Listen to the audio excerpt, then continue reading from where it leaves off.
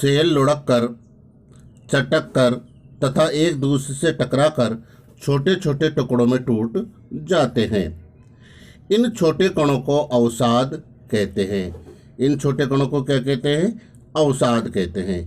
ये अवसाद हवा, जल आदि के स्थान से दूसरे स्थान पर पहुंचाकर जमा कर दिए जाते हैं। ये अदृढ़ अवसाद दबकर एक कठोर होकर सेल की परत बनाते हैं।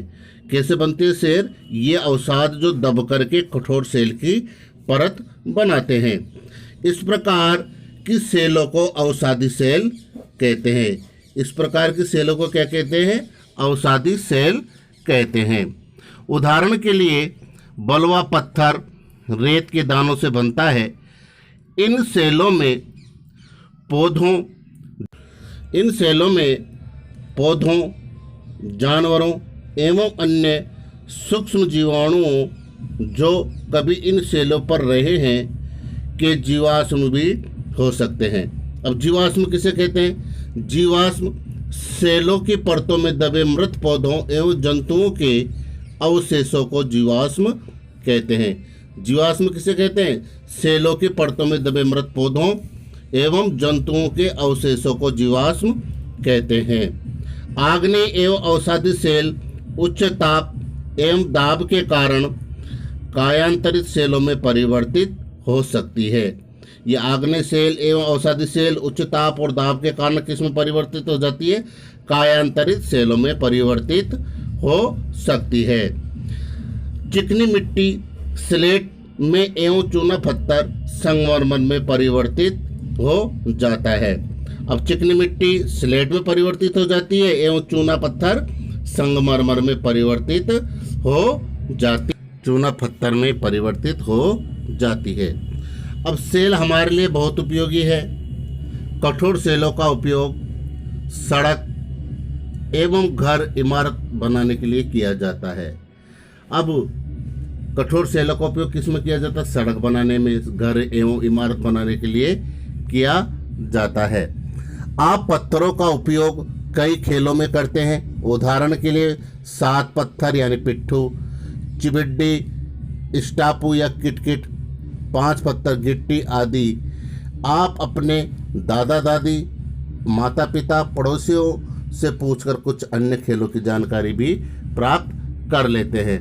तो सेल हमारे लिए बहुत उपयोगी रहे हैं। ये हमारे सड़क, घर, इमारत आदि बनाने के में उपयोग आते हैं। अब आपको जानकर आश्चर्य होगा कि निश्चित दशाओं में एक प्रकार की सेल चक्रीय तरीके से एक दूसरे में परिवर्तित हो जाते हैं। एक सेल से दूसरे सेल में परिवर्तन होने की इस क्रिया को सेल चक्र कहते हैं। अब सेल चक्र किसे कहते हैं? एक सेल से दूसरे सेल में परिवर्तन होने की इस क्रिया को सेल चक्र कहते हैं। आप जानते हैं कि द्रवित मैग्मा ठंडा होकर ठोस आग्नेय सेल बन जाता है। अब जो द्रवित मैग्मा ठंडा होकर क्या बन जाता है? ठंडा होकर ठोस आग्नेय सेल बन जाता है। ये आग्नेय सेल छोटे छोटे टुकड़ों में टूटकर एक स्थान से दूसरे स्थान पर स्थानांतरित होकर अवसादी सेल का निर्माण करते हैं। अब ये क्या करते हैं? आग्नेय सेल छोटे छोटे टुकड़ों में टूटकर एक स्थान से दूसरे स्थान पर स्थानांतरित होकर अवसादी सेल का निर्माण करते हैं। ताप एवं दाब के कारण ये आग्नेय एवं अवसादी सेल कायांतरित सेल में बदल जाते हैं। अब दाब और ताप के कारण किस में बदल जाते हैं? अवसादी सेल कायांतरित सेल में बदल जाते हैं। अत्यधिक ताप एवं दाब के कारण कायांतरित सेल पुनः पिघलकर द्रवित मैग्मा बन जाती है। अब ज़्यादा दबाव पड़ेगा, ताप मिलेगा तो ये दोबारा क्या करती है? कायांतरित सेल को पुनः पिघलकर द्रवित मैग्मा बन जाती है। यह द्रवित मैग्मा पुनः ठंडा होकर ठोस आग्नेय सेल में परिवर्तित हो जाता है। किसमें परिवर्तित हो जाता है? आग्नेय सेल में परिवर्तित हो जाता है। सेल विभिन्न खनिजों से बनी होती है। सेल किन से बनी होती है? विभिन्न प्रकार के खनिजों से बनी होती है। खनिज प्राकृतिक रूप में पाए जाने वाले पदार्थ हैं। सेल क्या है? तो खनिज प्राकृतिक रूप में पाए जाने वाले पदार्थ हैं जिनका निश्चित भौतिक गुणधर्म एवं निश्चित रासायनिक मिश्रण होता है। इनकी क्या विशेषता होती है? खनिजों की प्राकृतिक रूप में जो पाए जाते हैं उनके निश्चित भौतिक गुणधर्म एवं निश्चित रासायनिक मिश्रण होता है। खनिज मानव जाति के लिए बहुत महत्वपूर्ण है।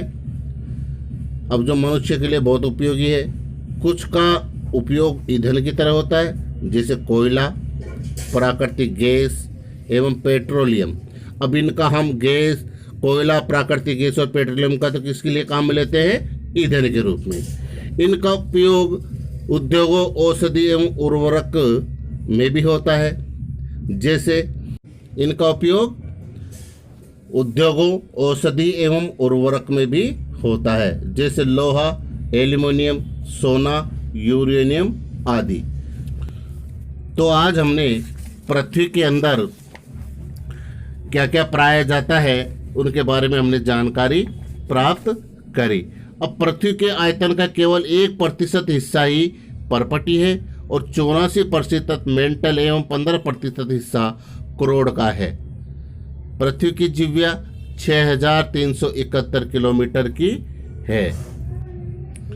तो क्या आप जानते हैं कि विश्व की सबसे गहरी खान दक्षिणी अफ्रीका में स्थित है तथा इसकी गहराई लगभग 4 किलोमीटर है। तेल की खोज में इंजीनियर 6 किलोमीटर गहराई तक खोद चुके हैं। पृथ्वी के केंद्र तक पहुंचने के लिए आपको समुद्र की सतह पर 6000 किलोमीटर गहराई तक खोदना होगा। इस प्रकार हमारा ये पाठ पूरा होता है। अब पाठ 2 के हमारी पृथ्वी के अंदर के प्रश्नोत्तर अगले कालांश में आपको बताए जाएंगे। धन्यवाद। इस कार्य को अपनी गृह कार्य की कॉपी में भी उतार लेवें। जो भी वीडियो, जिस भी विषय की वीडियो आपको प्राप्त होते हैं, सबको अपने गृह कार्य की कॉपी में उतार लेवें। धन्यवाद।